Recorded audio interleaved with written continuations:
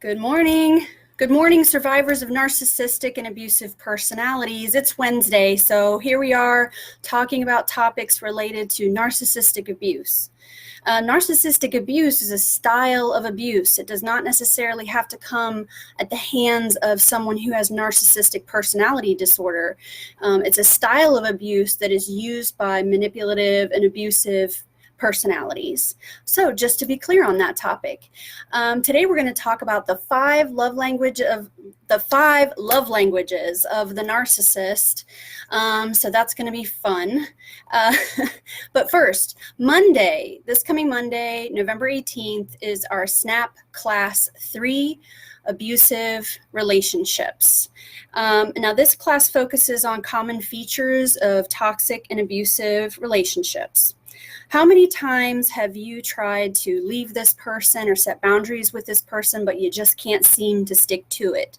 Or maybe you know someone or love someone, a family member, a friend who just won't leave. You know, everybody sees it, it's a bad thing, but the person just can't seem to get away. It gets frustrating. And perhaps, you're wondering, why won't they leave? Those sorts of things. And so there's these common cycles and patterns and systems that play out in abusive and toxic relationships. And so this class on Monday helps you understand how abusive relationships work. You can attend, it's online only, so you're going to attend from home, but you can also attend with complete privacy and anonymity. No one has to see you, know your name. You don't have to participate verbally. You can turn your microphone off, turn your video off, and just listen. So if you're interested in learning more about abusive relationships, that's going to be Monday. And the notes here for this video is the link that'll take you to sign up for the class. But now let's talk about the 5 love languages of the narcissist. Gosh, these were really hard to select because there's so many things that they do and tactics that they use that are super common. And so I had to narrow it down. But let's see here. What's the first one? Oh yeah, here we go. The first one is parasitic attachment. So they need things from you. They need your time, your attention, your energy, your help. They need things from you. And then your life starts to sort of get set up that way so that you have to do things for them.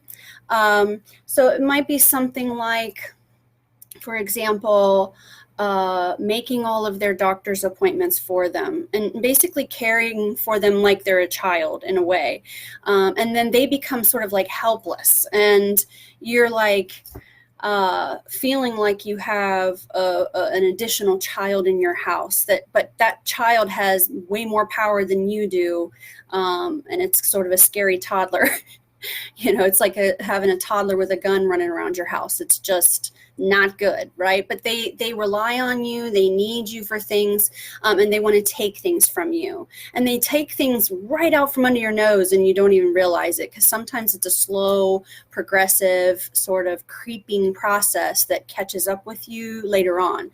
So remember that at the beginning of a relationship, and even, if you've been with this person for a while, if you're getting ready to merge your lives and combine your lives, we talked about dating and not integrating. If you're ready to integrate with someone after you've dated them for a while, think about keeping your things separate until you have been with them for a long time and you know that this is all going to be okay. Keep your things separate.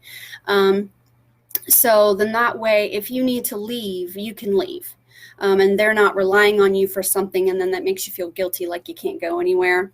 But just notice when you are, when someone in your life, or maybe a romantic partner, is using you and taking from you and relying on you, and then almost making you feel like that you're responsible for them now. So if you don't do those things for them, you're doing something wrong. Instead of you're doing something nice for them, thank you for doing that. That's so nice that you did that for me.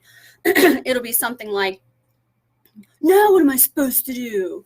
You know, it's now you're in big trouble because you didn't do the nice thing for them that they've become accustomed to. That was just a favor, really, in the beginning. Okay, next, gaslighting. Gaslighting is a buzzword right now, but it's a serious thing, and it's not something to be taken lightly. And my definition of gaslighting is the denial of a shared reality. So in other words, and you guys can't see me, but something I'll do in a session here is I'll take my pen and I'll throw it in the middle of the floor. Okay, you and I both saw me throw the pen. I dropped the pen onto the floor. You saw it, I saw it, right? It's a shared reality. So a narcissist or a gaslighter or manipulative person is they're going to say, what was that? And you're going to say, oh, I just threw the pen in the middle of the floor. No, you didn't. You threw the pen at me. You threw that pen at me. Whoa, no, I didn't. I just tossed it and it landed in the middle of the floor. Well, that's not the way I took it. You know, that was abusive. You threw that pen. So they take reality and they shift it and twist it and shape it into whatever fits their objectives. And they believe their own crap too. So they will believe their own lie and they'll stick with it. Excuse me. So gaslighting, and when that happens, when you're being gaslighted all the time, it winds up really screwing with your head, and it can cause cognitive dissonance to a great degree, and then you're going to wind up with anxiety, PTSD, depression, because your reality is all scrambled up, and now you don't know what's what. And after a while, you just wind up going along with whatever they say is real, because you kind of don't have a choice, you know? And so now you have your view and their view, and no matter what actually takes place, factually speaking, it's all up for grabs. And that just causes a lot of psychological issues for people, and mood issues as well. So narcissists love to use gaslighting because it works to break down your psychological components that make you sure of your own self and of your own perceptions. Okay, number 3. Now, the third love language of the narcissist is their victimhood and their victim narrative. So with the victimhood, they want us to feel bad for them. They want us to feel guilty or remorse or shame for what we have done to them. No matter what's actually gone on, because remember, now reality is up for grabs because we're gaslighting. Okay, so in this fantasy make-believe world that they create, you are the bad guy and they are the victim. And so what that does, in addition to sort of scrambling your brain, but also it makes you feel like that, well, sometimes you believe them. Sometimes you think that you have hurt them, you know, and since we like to be ego dystonic, which means that we are always looking at ourselves where we can get better, maybe we were wrong, we might go, gosh, yeah, I see where maybe I did do that. And you'll start to like believe it and go along with it, right? They never take responsibility for anything. Nothing is ever their fault. They have amazing excuses and elaborate narratives that describe why, you know, the things happened and how it wasn't their fault.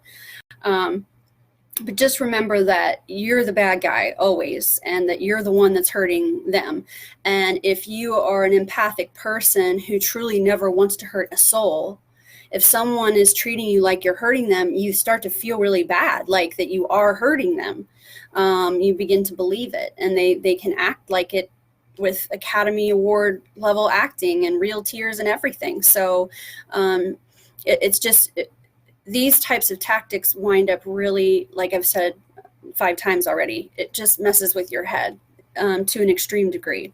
It's psychological warfare. These are psyops, you know. Number 4 is coercive control. coercive control, there's a coercive control law in the UK.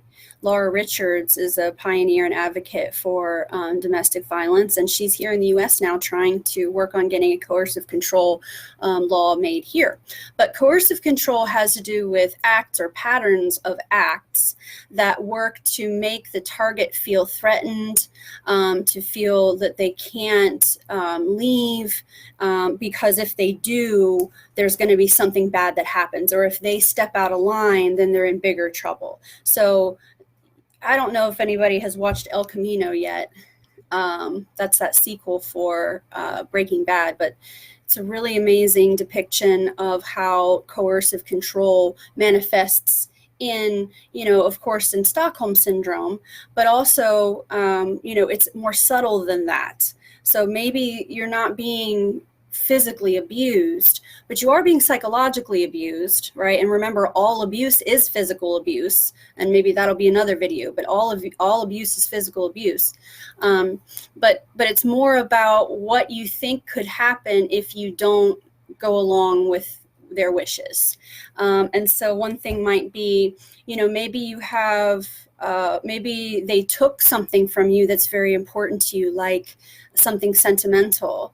Maybe your grandmother made you something, and now it's missing and they have it. And so if you do something that they don't like, they might break it or throw it away. You worry about what they're going to do to the kids. You worry about what they're going to do to the pets sometimes. And they use triangulation as a form of coercive control, because they have a way of getting people to, rally against you, whether it's fictional or real. They will go and pull a third party in, and sometimes they just make it up, and that third party never actually had the interaction that they're about to describe. But they'll use a third party to somehow validate their view of you or of themselves. And often they will pull in a family member, a friend, a child. They'll pull somebody into it that is important to you.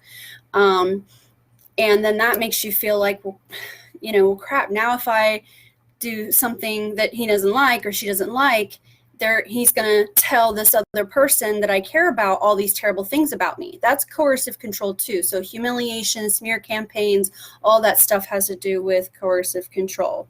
They're also going to limit your access to money and resources. They're going to limit your access to people who help you or make you feel good or better about yourself. So if you like going to therapy, and when you come home from therapy, you're a little bit peppy or a little bit stronger, they're not going to want you to go to therapy anymore. It's unspoken too. It's not just spoken, it's unspoken. They have a way about them that sometimes they don't have to say a word, and you know exactly where they are with things and how things are going to go down.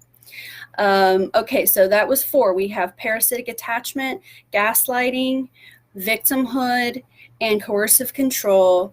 And then the last one, we're going to go ahead and say love bombing. Okay, because these are supposed to be love languages. Of course, that's a tongue-in-cheek. They don't really literally seriously love you. You're an object. They see you as an object they're entitled to. But with love bombing, and some people are so, let's say that the abuse in the relationship has progressed past the point of love bombing. Okay, so some of you might be in a situation when there is no love bombing anymore, but you remember the love bombing in this sort of longing way. Like, it felt so good when they are nice to you, or when they say nice things to you, or show you affection, or want to spend time with you. That feels so good when you've been neglected and abused. You will just want any kind of positive attention at all, or even negative attention from the person. And so don't think that love bombing is always present, because sometimes it's not. They cycle out of it eventually. But at least at the beginning and in the middle, they are using love bombing as a way to draw you back in. Okay, and the love bombing can be through gifts. It can be through, saying and doing nice things. Love bombing can be, sending you your song. You guys have like a song that is your, I don't know, whatever, remind you of each other, you know, so they'll send you a link to the song that's your song, or they will apologize. They'll apologize profusely. They'll say, you are the best thing that ever happened to me. I can't live without you. I don't deserve you. You're way too good for me. And it seems like they're like, you know, wow, like that's really going on in there. Oh, they're so damaged, and maybe I should have more patience. You know, he does try sometimes, or, you know, she has said she's going to stop drinking, or she's going to go to therapy. You know, we start to talk ourselves out of our own perception, and we start to feel sorry for them again, because it seems like that there's this, you know, they show us a glimpse of this person who's trapped inside. So they're just confused, you know, but they really do love me. But remember that that's fake. It's fake. It's an act. You know, when someone is treating you like garbage, that's the real them, right? That's the real them. They can take a moment and gather some energy and focus and put on that face for you. If you're a high value target and you're worth the energy, they'll put that on for you. After a while, you're not worth it anymore, so they're not going to put it on anymore, because it takes effort and they're lazy. So, you know, love bombing is sort of that piece in the cycle that keeps you coming back, because it's the only thing that winds up feeling any good, and they know it works. And then sometimes they will, you know, ratchet up the love bombing if you're not responding in the way that they think that you should. And then when you stop responding altogether, all of a sudden they're angry again, and you'll be really, you know, it'll be sort of satisfying to see that, oh, there you are. Okay, there you are. You really didn't go anywhere. That was you all. Okay, there you are. Right. So in other words, they're making an investment right now. They are putting their energy together and their focus together to try to get your attention and to gain your affection. And that took effort. And so the fact that you're not responding, how dare you? You know, like, I see how you are. No, I see how you are. You know, we see you. You're not fooling us, right? Okay, so that was the 5 love languages of the narcissist: parasitic attachment, gaslighting, victimhood, coercive control, and love bombing. Oh, I wanted to show you this really quick. This is the actual 5 love languages book, okay, for healthy relationships. If you're interested, Gary Chapman, very easy read, really good stuff. So our class is Monday. If you're interested, check the notes here, and you'll find the link to sign up. And if you have any suggestions of other love languages that narcissists use, feel free to share those in the comments. And I hope you have a really, really great day, and I'll see you next week.